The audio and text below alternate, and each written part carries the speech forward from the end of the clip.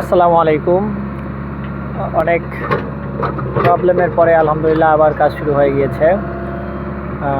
গাড়ির engine, swing motor অনেক কাজ করানো হইলো।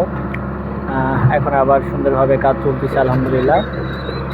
তো আসলে যান্ত্রিক জীবনটা এমনই, কখনো ভালো কখনো খারাপ, আর প্রবলেম লেগেই থাকে। সচরাচর টুকিটাকি প্রবলেম হয়ে থাকে, হয়তো বা এটা ওটা বিভিন্ন রকম, সেটা এক্সিভেটারে হতে পারে বা ট্রাক্টরে প্রবলেম হয়ে থাকে অনেক সময়ই।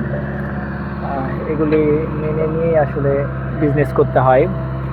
আর সর্বোপরি আলহামদুলিল্লাহ যে সব কিছু ঠিকঠাক আছে, সেরকম বড় কোনো প্রবলেম হয়নি। সকলে দোয়া করবেন আমার জন্য। আর এক্সিভেটার ভাড়া নিতে আমাদের সঙ্গে যোগাযোগ করবেন, অথবা পুকুর খনন, পুকুর ভরাট বা অন্যান্য যে কোনো রাস্তা, বিল্ডিং, সরকারি প্রকল্পের জন্য আমাদের সঙ্গে যোগাযোগ করতে পারেন। ধন্যবাদ।